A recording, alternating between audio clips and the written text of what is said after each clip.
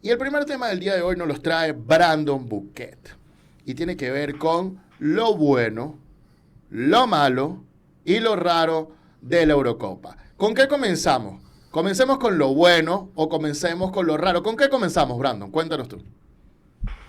Bueno, sí, a mí me gustaría comenzar con lo bueno, así empezamos desde arriba. La Eurocopa nos dejó muy buenos momentos, momentos particulares, peculiares, pero si me tengo que quedar con algunos puntos de las cosas buenas que se hicieron, es que la Eurocopa como que devolvió esa sensación, o por lo menos en mi caso particular, me devolvió como que ese gusto o esa fiebre por seguir el fútbol, cosa que yo sentía que estaba perdiendo.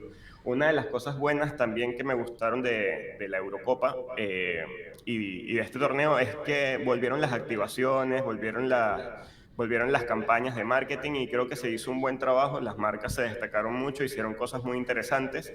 Eh, Otra cosa muy buena fue la implementación de las equipaciones, creo que se hicieron buenos uniformes, llevándolos siempre a lo retro. Hubo uniformes, más que todo de Adidas, que estaba haciendo uniformes inspirados en las ediciones del 2006, ya que la Eurocopa fue hecha en Alemania y los uniformes tenían esa inspiración en el Mundial de Alemania. Otra cosa muy importante que me pareció es la implementación de la tecnología. Siento que la tecnología fue muy eficaz en este torneo. Vimos por primera vez la tecnología del contacto con el balón y el offside semiautomático. Entonces las decisiones fueron muy rápidas y creo que eso beneficia al juego. Y creo que lo que más destaco de la Eurocopa fue la asistencia a los estadios. Vimos partidos con estadios prácticamente llenos de inicio a fin y creo que eso es algo muy bueno a destacar, muchachos. No sé si ustedes quieren agregar algo de lo bueno o qué les pareció los aspectos positivos de la Eurocopa. Oye, a mí me llamó la atención, creo que lo emocionante de los partidos de tantas selecciones balcánicas. Eso fue una de las cosas que más me gustó. Elena, ¿qué viste tú de la Eurocopa que te haya gustado? Yo creo que podemos empezar también por la final, ¿no? Que estuvo buena para mí. ¿O no les pareció? La final Inglaterra. España-Inglaterra, ¿te pareció entretenida? Claro, sí, un poco. Además, el entusiasmo que tenían los ingleses, ¿no? Por Sí, conseguir su primera Eurocopa no se logró, pero me pareció que fue una buena final. Otra vez no se logró. Otra vez no se logró. sí, Pobre perdieron la gente, pobre anterior. gente. Sí, perdieron la anterior. ¿Y a ti, Andrés, qué te gustó de la Eurocopa? Lo parejo de los rivales me pareció espectacular. Hubo un grupo que creo que quedaron todos en la fase de grupos con 4 puntos. Fue una locura. Rivales pequeños peleándole las muy grandes. Lo de Cristiano Ronaldo llorando. Hubo demasiadas escenas que me generaron muchísimas emociones, muy entretenidas, otras no tantas. Mucho orden táctico en los equipos. Vi muchas cosas muy interesantes. Vi un fútbol muy ordenado en general y muy competitivo. Oye, sí, a mí de verdad que yo me quedo con las selecciones balcánicas, esa emoción que le metió Albania, Georgia, la propia Croacia. Y no, y si te vas a Eslovenia, Eslovaquia, Total. También. clasificaron, o sea, estamos hablando no solo de este lado, del lado de los Balcanes, sino, wow, tú dices, en general es espectacular lo que hizo la Copa en sí. Claro, entonces te empieza a demostrar que subir la cantidad de selecciones que ellos eran 16 a 24 te empieza a demostrar de que no fue un desacierto. La Eurocopa se ha convertido en algo incluso más interesante con esta decisión. Claro, esta decisión viene después de que el Mundial subió a 32, Claro. ¿no? Pero subir a 24 selecciones hoy en día se ve que hay un progreso, se ve que hay más partidos y se ve que son también más interesantes y se ve que hay más opciones para ver, ¿no? Hay más mercados para atacar con esta subida de la selección. Entonces ya antes que era tan difícil llegar a una Eurocopa, ahora es un poco más accesible para algunas selecciones y esto los lleva más allá. Y Brandon, habiendo dicho esto, cuéntanos un poco de qué fue lo malo para ti con respecto a la Eurocopa. Sí, es interesante la perspectiva en la que podemos tomarlo, porque si bien los equipos no favoritos fueron bastante competitivos, a mí me parece que eso hace el juego más interesante, ver que los equipos que no están llamados a ser finalistas, semifinalistas, le dan competencia a los favoritos, y creo que eso puede ser un aspecto malo que capaz los equipos que eran los favoritos, selecciones como Francia, Inglaterra, Bélgica, creo que decepcionaron un poco y creo que el nivel futbolístico de las potencias no fue tan bueno. Entonces creo que faltó esa chispa del juego atractivo de selecciones que estaban llamadas a ser protagonistas. Otra de las cosas que me parecieron malas o negativas es que siento que este tipo de competiciones cada día despierta más lo peor de las personas. Entonces vimos muchos enfrentamientos entre fanáticos, muchas disputas entre naciones y creo que eso no le hace bien al deporte. Otra cosa que vi muy mala es que se entiende que esto pasa entre fanáticos porque se dejan llevar por las pasiones y las emociones, pero pasa a otro nivel cuando los protagonistas son los jugadores y vimos celebraciones provocativas de parte de algunos jugadores. Tales fueron el caso de Demiral, que es un jugador turco que hizo un gesto que es llamado el saludo del lobo gris y básicamente es un gesto nacionalista que promueve la supremacía de ser turco. La UEFA sancionó a este jugador por 2 partidos y lo curioso es que Jude Bellingham en una celebración de un gol también hizo un gesto provocativo contra los fanáticos y solo recibió una sanción de 20.000 euros. Entonces es un poco cuestionable la balanza con la que se aplican las sanciones a un jugador de Turquía y a un jugador figura de la Eurocopa, candidato con Inglaterra. Eso me pareció bastante curioso. Pero más allá de eso, creo que señaló lo malo de que los protagonistas sean los que promuevan las diferencias o las disputas entre naciones. Otra cosa que me pareció negativa fue el precio de las entradas. Fueron un poco elevadas. Aquí tengo anotado que por lo menos para la final, la entrada más económica costaba 90 euros, pero ya después de eso el margen o el umbral pasaba a los 300 euros y directamente luego la siguiente era 2.600 euros, 1.000 euros y 2.000 euros. Y bueno, creo que para ser en Alemania, que tiene una de las entradas más baratas de las 5 ligas más importantes, creo que los costos estuvieron elevados. Sin embargo, la gente respondió. Y bueno, para finalizar, mencionar lo raro, que las particularidades que tuvo esta Eurocopa, estuvo precisamente en el nivel de juego, que curiosamente el goleador de la Eurocopa fue Autogol. Hubo una cantidad de 11 autogoles en todo el torneo y el máximo competidor, por así llamarlo, tuvo 3 goles, si no me equivoco. Entonces, hay muchos memes de un jugador invisible metiendo gol como figura del torneo.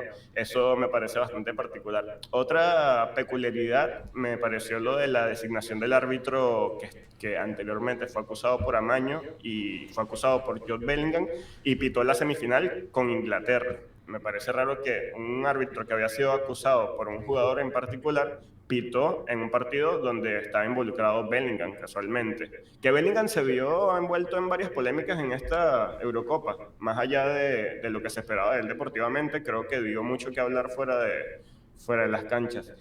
Y la otra cosa rara que me pasó, que me pareció, fue en la designación de la distribución de entradas para la final, ya que España recibió una cantidad de 10.000 boletos o un poco más, y los ingleses tuvieron 50.000 entradas. Había una disparidad allí, y se debe a que cada federación debía recibir 10.000 entradas. Pero ¿qué pasa? Que el remanente de las entradas es distribuido a páginas de internet para su venta y esa mayoría de páginas son inglesas.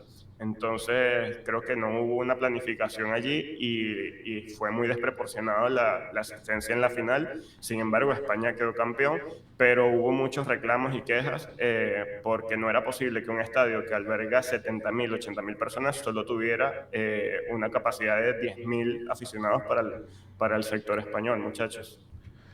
Sí, bueno, yo creo que es importante hablar de primero lo malo de este lado y yo creo que con respecto a lo malo lo primero que quiero ver es la posición de Andrés con respecto a los casos de Miral y de Bellingham. Ambos dos hicieron señas como que no adecuadas y después de que hicieron esas señas no adecuadas hubo diferentes castigos. Y en ese sentido, la del lobo gris como que la castigaron más fuerte que la señal que hizo Bellingham en todo caso. Y en ese sentido, Andrés, ¿cómo lo ves tú?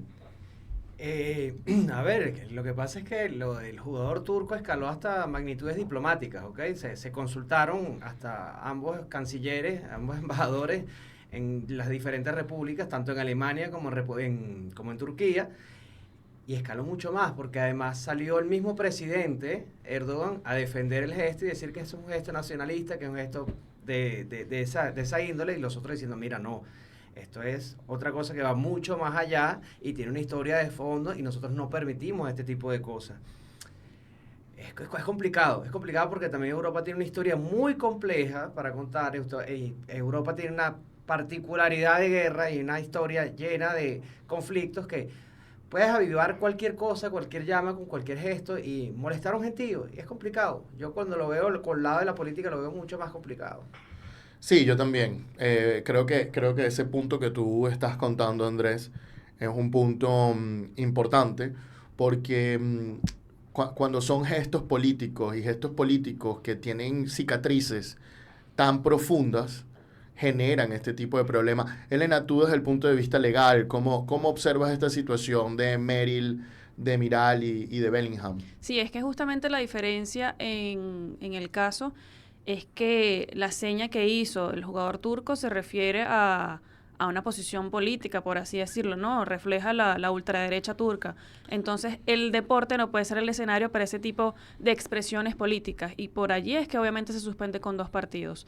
Lo de Jude, que es una multa nada más, bueno, no fue, por así decirlo, tan grave desde el punto de vista de la UEFA como para sancionarlo con una suspensión, ¿no? Sino simplemente con una multa. La diferencia está allí en que radica en que hizo una expresión política que evidentemente el deporte no puede ser el ámbito para eso. Mire, a ustedes les encantan las multas, ¿no? Sanciones. Por lo que hemos hablado aquí en el programa. Oye, yo te voy a decir una cosa. Lo que pasa es que la multa, desde el punto de vista de la sanción, te da algo que hay un castigo. Okay. La multa suele doler. O sea, $1,000, $2,000, $5,000, $7,000 suele ser importante. $20,000 en multa es importante. No todos los jugadores ganan millones de dólares. Eso no es común, eso es la punta del iceberg. Y no te restringe al jugador. Bueno, en el caso de Miral lo restringió, Sí, lo suspendió. Claro. Pero no te restringe, entonces no te termina afectando el show deportivo. Pero hay que saber cuándo usarlas, porque muchas veces sí amerita la suspensión como tal.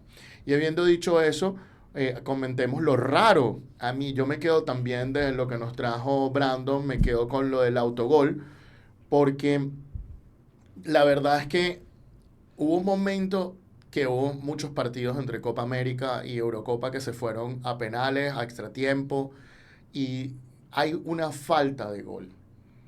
Y Bielsa estaba criticando la situación, porque si bien hubo partidos emocionantes, que eso no significa que haya existido buen fútbol en esos partidos, por supuesto. Creo que hay falta de creatividad. Y yo quiero pensar que la falta de creatividad es mi especulación personal, no estoy diciendo que con datos que sea así, es que de verdad que se ha vuelto demasiado táctico, pero además hay demasiado cansancio. Y yo creo que esto es lo que genera que haya partidos tan cerrados y en algunos casos tan aburridos y que selecciones tan importantes como Francia, como Italia, etcétera, hayan llegado sin tantas ideas al campo, además de, siempre suele ser multifactorial, ¿no? No hay un solo factor. Pero yo siento que uno de los factores más importantes que afecta a estas selecciones es la cantidad de partidos que sus jugadores tienen. Y entre más importante es la selección, más partidos tienen sus jugadores ya acumulados cuando llegan a esta competición. Y para mí, de verdad que lo raro fue tantos partidos sin goles, o yéndose a extra tiempo y con tanta dificultad. Nuevamente, es multifactorial. Yo simplemente pienso que uno de los factores más importantes es el cansancio, porque el cansancio es una de las cosas que te nubla la mente mientras estás jugando al fútbol. Entonces no es lo mismo, hay veces que uno va al campo y uno que juega los picaditos, las caimaneras, etcétera, uno está iluminado y de repente, wow, todas me salen, y es porque tiene la mente descansada. Y luego hay días que no te sale nada, y son días en que mentalmente no estás bien. Solemos pensar que el fútbol es pura habilidad. Y entonces el drible y la velocidad y esto, ¿no? El fútbol es mental, tomas decisiones, todo el tiempo estás tomando decisiones. La pelota está aquí, debo correr hacia acá, hacia allá. Entonces, yo siento honestamente que para mí lo raro fue lo del autogol, que es un síntoma de lo que está ocurriendo con el fútbol, porque hay demasiados partidos como tal. Entonces, bueno. Hay mucho automatismo también. En el juego ya como si ya se ha perdido, como dices tú, esa creatividad para dar paso al automatismo, para el orden, para la estrategia, para la táctica. Entonces es un juego de ajedrez constante que para el ojo quizás lo hace menos entretenido, no menos complicado de ejecutar, pero más en menos divertido a la vista del futbolero común. Muy bien. Brandon, ¿quieres agregar algo más? Sí, sí. Yo creo que también pasa que el estilo de juego de ahora creo que cada vez se arriesga menos, creo que cada vez los equipos se cierran más, están mucho más en el área y eso produce que este tipo de situaciones sean más propensas a ocurrir. Y nada, cierro con que esta Eurocopa a mí la verdad que me gustó mucho. Siento que en conjunto con la Copa América, que ya vamos a hablar sobre ella, hizo que hubiera una sensación similar a un mundial porque había partidos de fútbol durante todo el día y creo que las personas que estaban un poco alejadas de ver partidos de fútbol volvieron a reengancharse con ver un partido completo, estar pendientes de las previas y todo esto. Entonces, creo que fue más lo bueno que lo malo y lo raro en el caso de esta Eurocopa. Vamos a ver cómo es en la Copa América. Claro que sí. Y con esto listo, la pregunta es para ustedes. ¿Qué fue lo bueno? ¿Qué fue lo malo? ¿Qué fue lo raro? Déjennos sus opiniones en la caja de comentarios.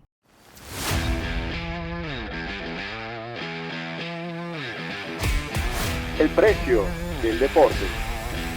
Producido por Laurel.